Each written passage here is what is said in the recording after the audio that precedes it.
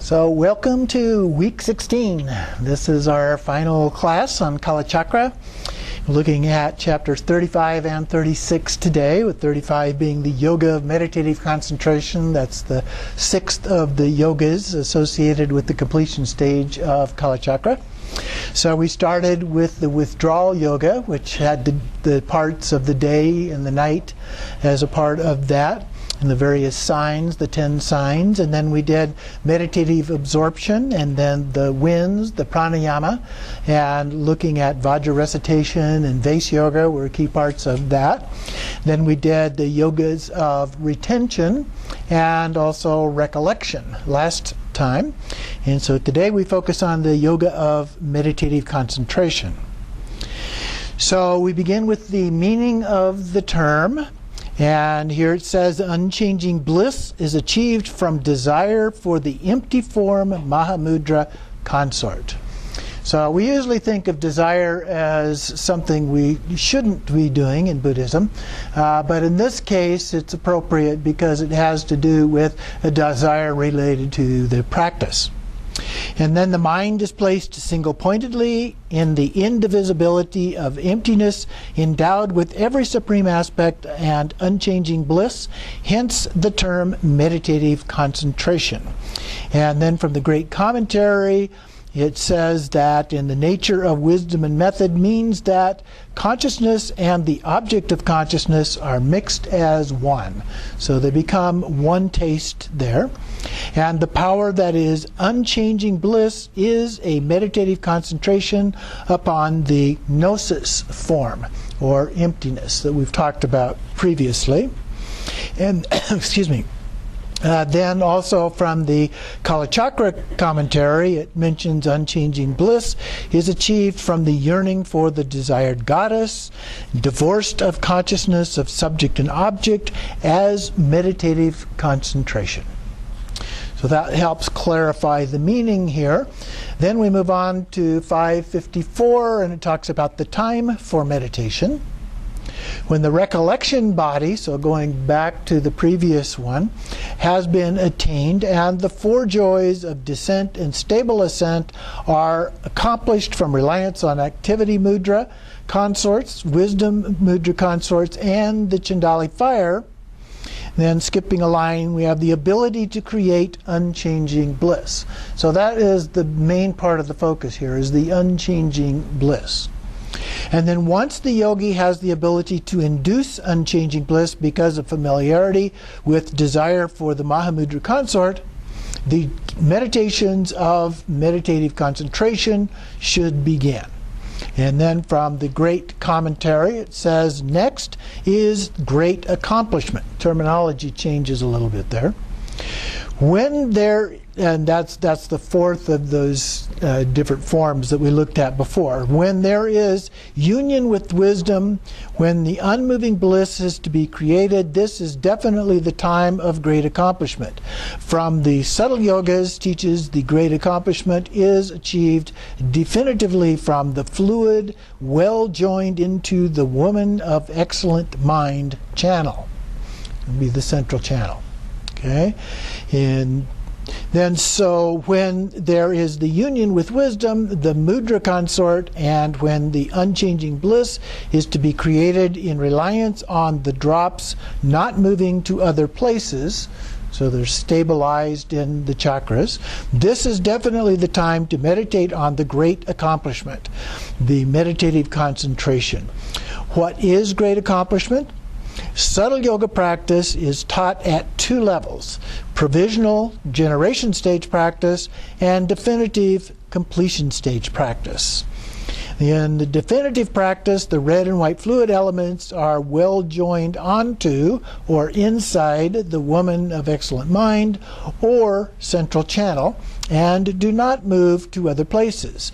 From this arises the great unchanging bliss, the meditative concentration, great accomplishment. So it kind of reinforces the definition given in the first section there. Then we talk about the meditation, divided into three parts here. The first part is the nature of the branch of meditative concentration. So meditative concentration is a gnosis, a knowing, a direct experience. That is the indivisibility of unchanging great bliss consciousness and the object of that consciousness as one taste, the coming together there. An emptiness form endowed with every supreme aspect. So those two come together as one, and that becomes basically Kalachakra Vishvamata in that empty form. And then moving on to the next page, 556, below the quote at the top. Here it talks about, starting on the third line, it says, therefore, by the stages of similar to cause and so forth, similar to cause are described in different ways here. There are the four types of results, similar to the cause: ripening, personally created, and eradication. So similar to the cause is the first of those four. And they correspond to the four chakra drops at the navel, heart, throat, and crown. So again, the stages of similar to cause and so forth, so that would be the four levels I first mentioned. The bodhicitta element rises up from the tip of the Vajra jewel to the crown in the duty space, so central channel, of the chakras from lotus to lotus. So from chakra to chakra. At these chakras, they do not change or move, and therefore produce unchanging bliss. So by having them stabilized in the various chakras, then we create unchanging bliss. So this is the emptiness form, and unchanging bliss consciousness merge into one. And this helps to destroy portions of the obscurations. So we have to get rid of all of our obscurations as a part of the process, and this helps facilitate that. The inanimate environment and the animate living beings in it are gathered together as illumined empty forms. And then in the next paragraph, starting at the end of the second line, the unchanging supreme bliss. So we've used the term supreme bliss, but here they add unchanging to that. And this consumes and transforms all the aggregates, elements, and sources into non-obscured phenomena. So we understand their true nature. Then in the next paragraph, down the end of the fifth line, the gnosis is non-dual, refers to the two truths. So ultimate truth refers to the unchanging bliss that perceives emptiness. That makes logical sense from other things we've studied. Conventional truth, which is the empty forms themselves, the manifestations of that. These become non-dual when an instance of this is complete or perceived. It is known by the name of the branch of meditative concentration.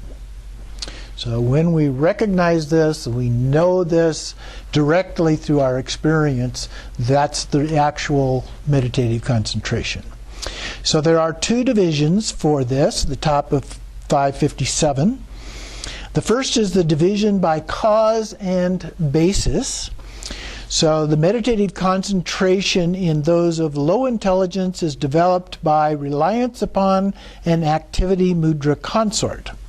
The minds of those of middle intelligence are developed by reliance on a wisdom mudra consort, and the minds of those of high intelligence are developed by reliance solely upon the Mahamudra consort. Now we've looked at that before, but in the text before it also described that it's more than just exclusively one of those three, that all, to some degree, especially in the beginning, rely on the activity mudra consort, and then you can move on from that to the next level with the wisdom consort, and then finally, when we're at the third level, which is primarily with the meditative concentration, then we develop and focus on the Mahamudra consort. Now we need to develop the desire for the Mahamudra consort as a part of this. That's what this particular yoga is all about, is developing the desire for the Mahamudra level of that. So if you're not at that level yet, then you're still focusing on some of the other levels of consort. And so then move on to the next page, 558. Starting on the 5th line down, reliance on the 3 mudra consorts must be applied in the branch of meditative concentration too. So we're not completely abandoning the other 2 types here. And then skipping 3 lines, there are 3 different and main methods of practice in the Kalachakra in this branch of meditative concentration. So 3 different parts of that, and 3 paths within that, if you will. And then skipping the next 3-4 lines down, then these paths refer to those of low intelligence, who must rely on the mudra consort, who grants the path of falling bodhicitta in order to induce the unchanging bliss. Those of middling intelligence who rely on the mudra consort, who grants the path of moving bodhicitta as a way of inducing the unchanging bliss. Those of high intelligence rely solely on the mudra consort, who grants the path of non-moving bodhicitta in order to induce the unchanging bliss. So some different ways that they can be used there in order to achieve the unchanging bliss. Then going into the bottom, the last 3 lines of the next paragraph, during practices such as the branch of meditative concentration, one can induce bliss by relying upon an activity mudra consort, but the bodhicitta is withheld from emission. Okay, so when we talked about those of lower intelligence in the very beginning, or actually any of them in the very beginning, with the activity consort there may be emission, but we're trying to achieve a level where we're able to sustain that without emission. So here then that's described as bodhicitta withheld from emission. And then on the next page, 559, we have the division by nature. So the second of the divisions here. That has 2 subheadings within it. The first is the 2 isolates. And so the first one of these is the supreme unchanging bliss, that is single-pointedly engaged in non-aspected emptiness. So no concepts, labels, or anything like that. And then second, the empty form Kalachakra, indivisible from that emptiness, in the mother-father embrace and adorned with the features and marks of an enlightened being. So Kalachakra uses a little bit different terminology than we see in some of the other tantras, where we would normally talk about the 3 kayas, for example, and so the deity form would be considered to be the Sambhogakaya. But here it talks about it in a form that is a lot more like a Dharmakaya form, so that it is more of a transcendent. So they talk about empty form Kalachakra. Whereas normally, in most cases, we would talk about Sambhogakaya, which does have an element of form about it. It is said that those who have a high degree of realization can actually visibly see these. And it's more like a rainbow. It's transparent. It's not a solid form, but it can be visually seen. Whereas here, a empty form Kalachakra indicates that it is not something that is clearly visible to be seen, although there are references that kind of allude to that as well. Then we have the division by the numbers, and the first one is the actual division. And this is where we begin to get into the 21,600 drops or instances, they use the term, in this unchanging bliss. So the division into the 21,600 instances of unchanging bliss is divided into 12 different levels. So the tip of the Vajra jewel to the secret area is divided into 2 parts. The first part is filled with bodhicitta and produces 1,800 instances. So what we go through here is divisions into subdivisions, each of which has 1,800 that totally add up to the 21,600. And so then the second part also has the 1,800. The area up to the navel chakra is filled with unmoving bodhicitta that also has the 3,600 divided into two sets of 1,800. And then we have the same 3,600 instances of unchanging bliss produced by the bodhicitta filling the area up to the heart chakra. And then another 3,600 up to the throat chakra, 3,600 up to the forehead, and 3,600 up to the crown chakra. So the major divisions, the 6 divisions, are based on the chakras, and then it divides them into 2 parts each of 1,800, going all the way from the secret place, the tip of the Vajra, all the way up to the crown chakra. Then we have an explanation of the progression. So here, 1 drop within the central channel at the very tip of the Vajra jewel, staying in one place and not moving elsewhere, produces the first instance of unchanging bliss. So each one of these drops are connected with the idea of unchanging bliss. And there's actually 2 stacks, one starting at the top and one starting at the bottom, so they counteract each other in that way. That drop consumes and destroys one of the 21,600 larger portions of the material body that the material body is divided into. And so that's part of the way that the transformation takes place. Now, even in regular Tantra, we talk about the transformation. Tantra is all about transformation, if you will. So we're transforming our ordinary body into a Buddha body. And so we're doing the same thing in Kalachakra, but it's done with this very specific technique of these 21,600 instances. And so we're doing that. We're destroying the regular body with each of these instances and creating the Kalachakra body with each of these at the same time. So this unchanging bliss kills or eliminates 1 breath from the 21,600 breaths that flow in one day. 1 instance of unchanging bliss is produced from each of those 21,600 drops. Each drop consumes 1 part of the material body, and each instance of bliss destroys 1 breath or wind. So we're destroying the ordinary body and we're creating this new body of Kalachakra and Vishvamata. Then moving on, the next page, 561, down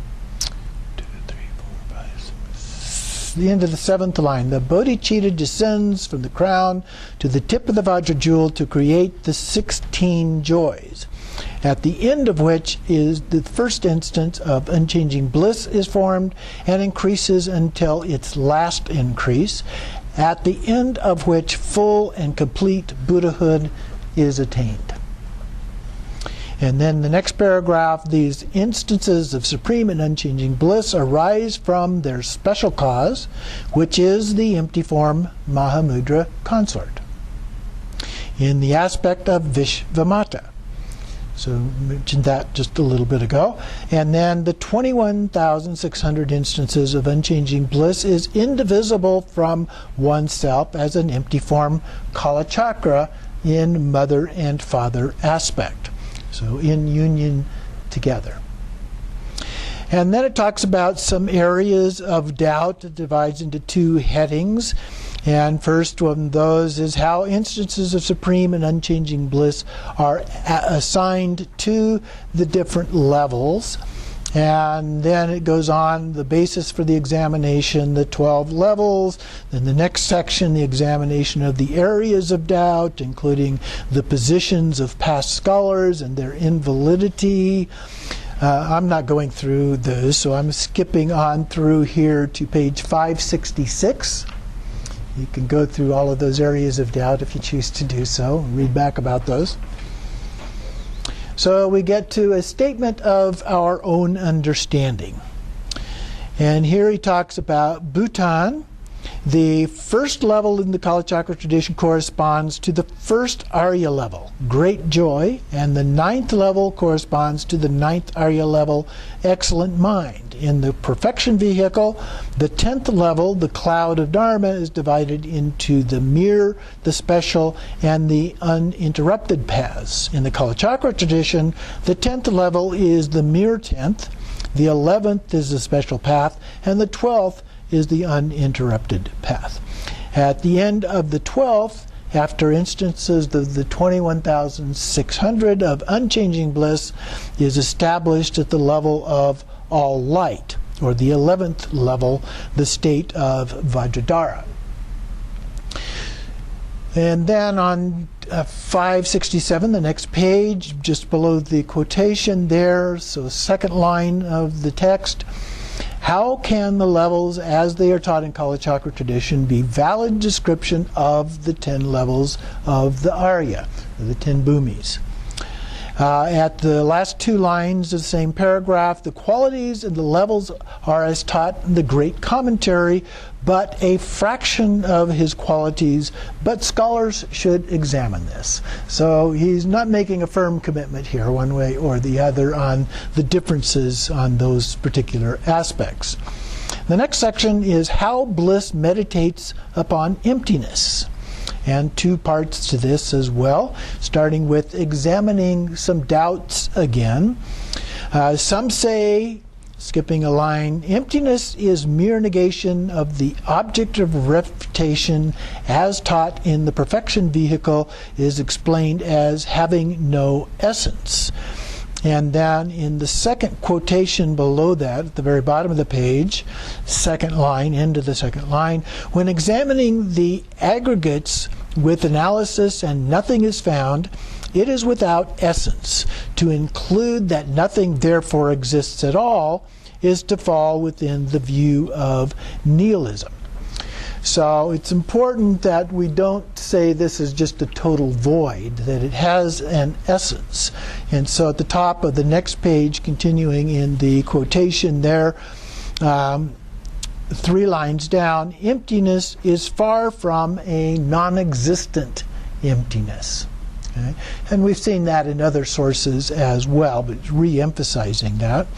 And then from a short teaching on assertions concerning the view, in the last 2 lines of that long quote, the various verses, the indivisibility of emptiness and compassion is taught to be bodhicitta. So the bodhicitta that we've been talking about as drops are considered to be a symbol of the bodhicitta in terms of emptiness and compassion together. And then continuing on the top of the next page in the commentary text, we have non-aspected emptiness and aspected emptiness. The first type is an emptiness in which the aggregates and so forth are investigated by an analytical mind and their essence is not to be found. The same kind of analysis that we've done previously with these kinds of things. They're empty of any inherent existence. And then the next line, aspected emptiness or empty form, emptiness endowed with supreme characteristics, is not like that. It is not an emptiness that is mere refutation of an object to be refuted by analysis. So what is it? It refers to forms of emptiness seen as phenomena of the 3 realms. So again, here's a place where it indicates that it can be seen, if you will. And then it is devoid of the nature of birth or cessation like images in a prognostic mirror. And so it appears and yet it's not real. It's like when you look in the mirror and you see a reflection, you see it, but it's not real. It's not you. Except in some cartoons and in some animated features these days. Meditation upon that emptiness is not like the meditation in which the aggregates and so forth are investigated by an analytical mind. So it's just this envisioned form. So in that case, it looks a lot more like the Sambhogakaya type form. Then skipping the next paragraph and then the bottom of the one right after that, aspected and non-aspected emptiness, and compassion or unchanging bliss are indivisible. So the aspected and the non-aspected are indivisible. They are one taste. And this is taught to be bodhicitta. Okay?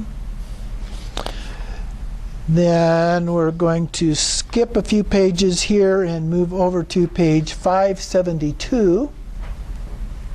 Middle of the page, the great commentary there, starting on the third line. The great commentary proceeds to an ascertainment of the subtle emptiness that is the Madhyamaka view. So this is still based on the Madhyamaka view of things, which is a little bit broad. I would say that this is not just Madhyamaka, but probably more specifically Prasangika Madhyamaka, although in the Jonang tradition, they agree with the Shentong view of Madhyamaka, and so we get really those two different elements depending on the particular lineage that we're looking at. But here, because I think most of this comes from the Gelugpa version of this rather than the Jonang, I think we're probably looking at it from a Prasangika point of view. So the commentary then, the quotation here in the verse, therefore in the Madhyamaka say that the wise do not assert consciousness to exist ultimately. That's why it's a Prasangika view. Not posing a nature that is one or many, it is like a lotus in the sky, not existing, not non-existing, not possessing the natures of these two. So it's not both or neither. Freed from these four extremes, this is known as Madhyamaka. And so this is the tetralemma or tetradilemma that Nagarjuna developed in his writings, and then was further developed in terms of various other teachers and authorities as well. So skipping then over to page 573, go down below the quote, and then the fifth line down, Madhyamakas propound non-dual emptiness and compassion. This is the main topic when the main themes of Kalachakra are being practiced. The yoga of compassion or unchanging bliss. There seem to be a lot of synonyms for unchanging bliss here, which is non-apprehending and non-conceptual. One pointedly dwells in the emptiness ascertained by the Madhyamaka in union with and indivisible from emptiness supreme in all aspects. And then skipping a couple of lines, if a meaningful understanding of this passage is not reached, the foundation of the ultimate great bliss meditation will not be there. So it does require that we have a good understanding of emptiness, particularly this form of emptiness, the philosophical view, the wisdom aspect of Kalachakra is very important in order to actually ascertain the aspect of ultimate great bliss meditation. So then skipping to the next page, 574, heading at the top, a brief explanation of how bliss meditates upon emptiness. The unchanging bliss, consciousness, meditates on the very emptiness ascertained by the Madhyamaka through the lines not existing, not non-existing, and so forth. Okay, so this is the tetradilemma aspect. And then skipping down through the next quotation, as this quote indicates, the subtle emptiness as taught by the protector Nagarjuna and the glorious Chandrakirti, who's one of the great commentators on that from the Prasangika view, is initially ascertained by study and thought, so the contemplation aspect of these things, to produce an actual or similitude, special insight, in which deep ascertainment of this subtle emptiness is experienced. Eventually, when the innate bliss is generated, that emptiness is recalled by this bliss, and placement meditation is practice on that emptiness in a meditative state where no objects are to be analyzed or conceived. So basically shamatha without signs. And then in the next line, in the next paragraph there, bliss and emptiness, gnosis is the supreme of all special insights. So this is a direct experience. So this is very similar to Mahamudra meditation, to Dzogchen Trekcho meditation, and so forth. And then skipping a line, the third line says, it increases the strength of the ascertaining mind's hold on emptiness. So we're reinforcing that. Skipping a couple more lines at the end, it says, as long as one remains in meditative concentration on bliss and emptiness, the moving winds of the conceptual minds are stilled and not present. So as long as we can stay focused on that, we don't lose our concentration, then we will still our minds and the conceptual mind will not come up. Moreover, because great bliss is the best consciousness for meditating upon emptiness, that apprehension will actually become stronger. And bliss that takes emptiness as its object brings about the descent and stable ascent of the bodhicitta element in the central channel and prevents it from moving elsewhere. So by being focused and concentrating on that, that creates the stabilization in the central channel at the chakras that we've been talking about.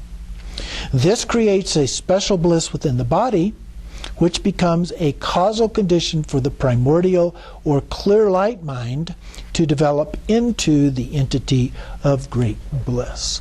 So all of these things are kind of coming together at this point. And then, top of next page, 575, the way to meditate. So how do we do this? Well, the first part is to identify the Mahamudra consort, the special cause of unchanging bliss. So this is the root cause here. The Mahamudra consort is the mother deity of Kalachakra, developed as an actual phenomena during the branch of recollection, which was the just previous yoga that we were talking about last week. And so in the Gnosis chapter it says, in the quote here, in a flash of lightning arises a definitive creator of unmoving bliss. And then it continues on, a mere apparition of the mind, born from the mind, like a reflection in a mirror. So everything is still from our mind. And then bodhisattvas and Buddhas and mighty yogis rely upon this. So it's not significantly different, other than some of the specific details, than what we see in the other Tantra type practices, the Dzogchen practices, and so forth.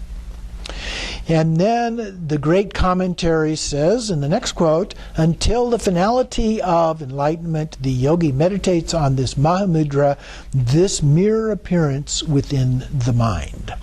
And then the next one from the Methods of Accomplishment chapter, it says, mudra, like an illusion, like an image in a mirror, beams radiate forth like pure lightning. And then on to the next page, continuing the quote, illuminating the three worlds, the external inseparable from the body, a mere appearance, the mind dwelling in space, embracing the nature of mind, the forms of many beings are solely this mudra. So the heart essence, the real essence of all of this. And then continuing further on, for the attainment of perfect enlightenment, the she creator of supreme Buddha, supreme unsullied mudra consort, unchanging in aspect, all-pervading, dispelling darkness, vast as space, the path traveled by yogis, forever unchanging, the radiance of gnosis, destroying the impurities of existence, meditate upon this wisdom Kalachakra. The wisdom Kalachakra is actually Vishvamata. And so the Mahamudra consort is the form of Vishvamata, embraced by Kalachakra. And then there's the quote from the great commentary, The Mahamudra consort is of the non-inherent nature of all phenomena, endowed with every feature supreme, the Prajnaparamita, the creator Buddha, the source. In the bottom of that same quote, the nature of Dharmadhatu Vishvamata, embraced by Buddha Kalachakra, is divorced from all obscuration. The supreme pure view of wisdom, if you will. Then the next page, 577, the end of the second line, the Mahamudra consort refers to the mother in the form of Vishvamata. The next line, enter union with as many Mahamudra consorts as there are atoms on Mount Meru. And then these are mostly in the form of Vishvamata. So we visualize the non-visualization of entering into this union with Vishvamata here. Then the next heading, how the meditations of the three types of practitioners rely on the Mahamudra consort to develop the unchanging bliss. Practitioners of high, middling, and low intelligence in the form of Kalachakra, mother and father, must focus on mother and father union and dwell single-pointedly in that desire. So from the Chakrasamvara commentary, it says, unchanging bliss is achieved from the yearning for the desired goddess. Okay, the consort here. And at the bottom of the page, Naropa says, Mahamudra consort is a form arising from space. The desire is one's own meditation, from which the unmoving is born. And continuing on 578, this refers to the halting of the emission from the Vajra jewel. This is the body innate joy, speech innate joy, and mind innate joy. And then in the next line, with oneself in the form of Kalachakra, mother and father, one develops desire for union and generates the unchanging bliss. This is the way the Mahamudra consort generates unchanging bliss. Then the practitioner of low intelligence meditates in this way, but is unable to generate unchanging bliss by relying on the Mahamudra consort from the very beginning. So he first relies upon the activity mudra consort to bring bodhicitta down to the tip of the jewel. Thereafter, this drop is prevented from changing or moving elsewhere by the power of the Mahamudra consort, from which arises one instance of unchanging bliss. So that's that drop that we were talking about. As long as it's not emitted, then we start that process of developing these 21,600 drops. So this is the first of those 21,600 instances of unchanging bliss. After this, he develops the second and the following instances of unchanging bliss by relying on the Mahamudra consort. So once we're able to do it without emission, then we can rely on the Mahamudra consort for the continuation of the development of all 21,600. And then from the Supreme and Unchanging Summary, the quotation says, starting at the end of the first line, the yogi abandons the changing bliss that arises from the union of the two external organs, meditates on the Mahamudra consort, this mere apparition of mind, until the finality of enlightenment. Okay, so the consort is in our mind.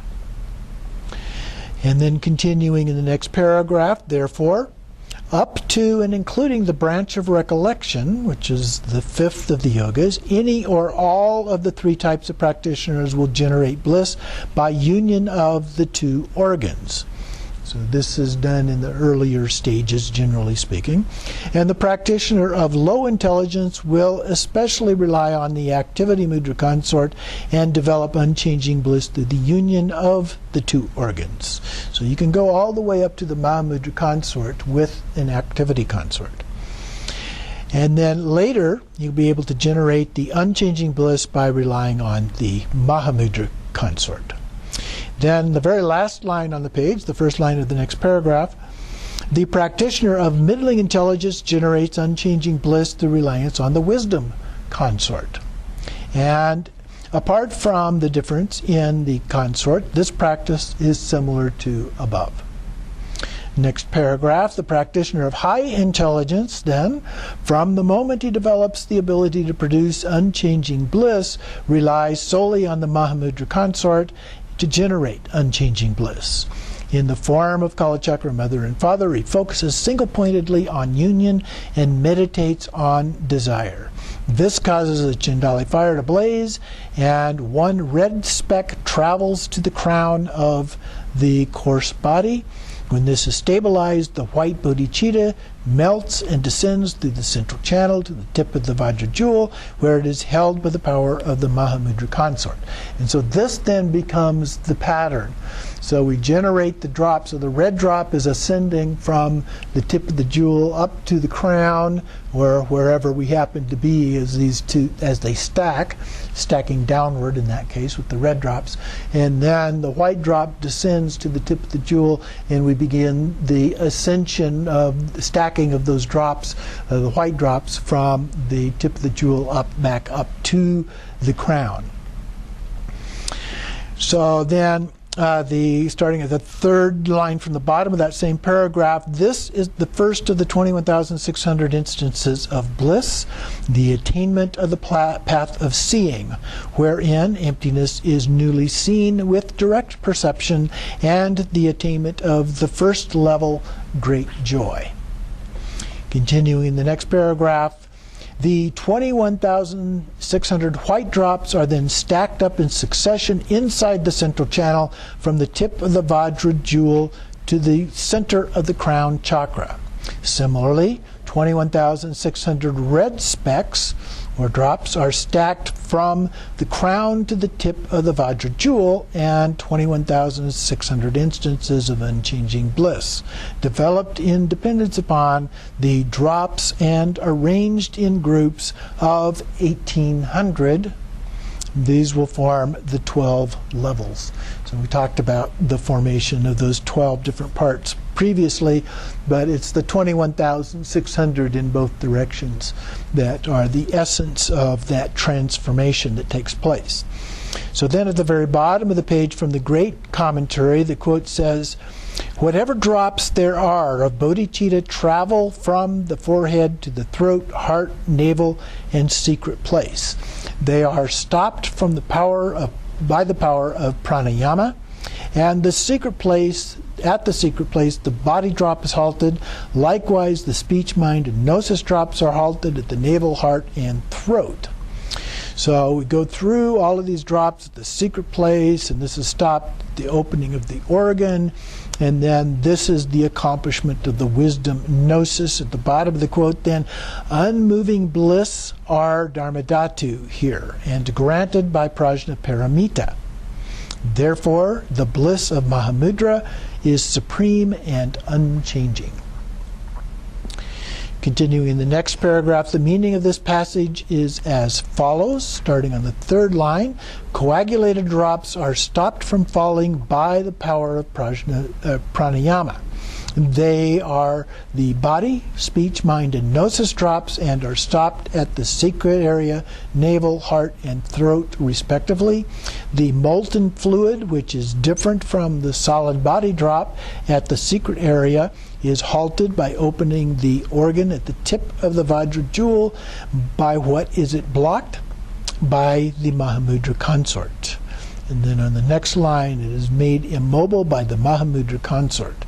If instances of unchanging bliss are granted, with succession of stacked drops prevented from moving elsewhere as a cause, the bliss of wisdom gnosis becomes the fourth initiation."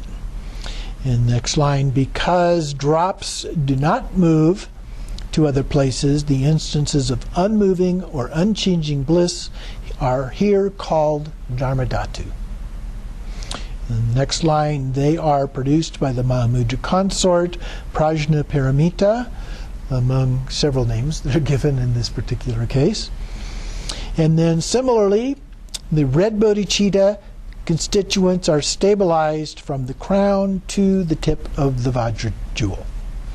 And then skipping the two quotes there to the next, on the next page, 581, the first line of the regular text. So the white bodhicitta constituent is stacked up from the tip of the jewel to the crown, and the red speck constituent is stacked downward from the crown to the tip of the Vajra jewel.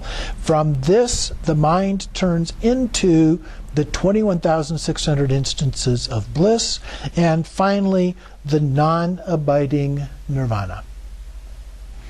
And then starting at the end of the fourth line below that, the unchanging bliss joins with emptiness. The resulting gnosis of bliss and emptiness destroys the clinging to true existence and its imprints, as well as imprints of falling bliss. So those become just other concepts at this point. We're talking about prajnaparamita, transcendent wisdom, so beyond concepts. And the falling bliss also refers to emission. So we've transcended the falling emissions, the falling drops or emission. And then skipping the next two lines, the end of the third one below that, each instance of bliss as direct cognition of emptiness on the path of non-interruption is the antidote to clinging to true existence and its imprints. So we think of here true existence as a concept, if you will. So it's rather the lack of true existence is what is being referred to. Each instance of bliss in its aspect of unchanging bliss is the antidote to falling bliss and its imprints. So skipping then to the next page, 582, and the quote from the Tantra. Meditate on the supreme and unchanging. With Vajra placed inside lotus, bring the winds into the drops into the chakras, and movement of the drops halted at the Vajra. Always rigid, the yogi continuously raises fluid.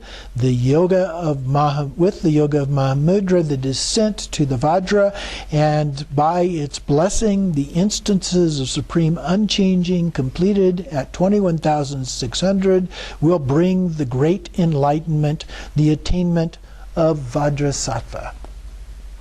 And then the next quote below that, the Methods of Accomplishment chapter says, mind abandons impure activity mudra consorts and mentally conceived wisdom mudra consorts for the attainment of perfect enlightenment. The She Creator of Supreme Buddha, Supreme Unsullied Mudra Consort, unchanging in aspect, all-pervading, dispelling darkness, vast as space, the path traveled by yogis forever unchanging, the radiance of gnosis, destroying the impurities of existence, meditate upon this wisdom Kalachakra. And that'd be Vishvamata primarily, but also in some cases was referred to as prajnaparamita, which would be the same. Then we get to the valid cognition on the next page, below the following quote. And from Vajragarbha commentary, it says, apparitions are seen by non-conceptual mind, said to be direct cognition. This of the four kinds: direct sensory cognition, direct mental cognition, direct yogic cognition, and direct self-knowing cognition.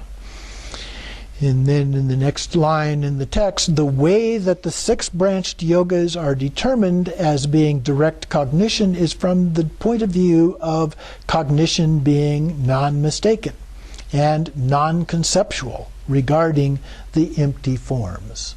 So it's making a little bit of an assumption here about what qualifies as a valid cognition, but seems to be an accepted one. These are clear, unobstructed appearances, and the cognition, therefore, is non-conceptual. The cognition, in the next line, into the next line, is therefore a valid cognition. And then going to the next line, this sixth branch can be classified as yogic valid cognition, directly perceiving emptiness. And then, skipping a line, Bhutan Rinpoche has called it a direct self-knowing cognition.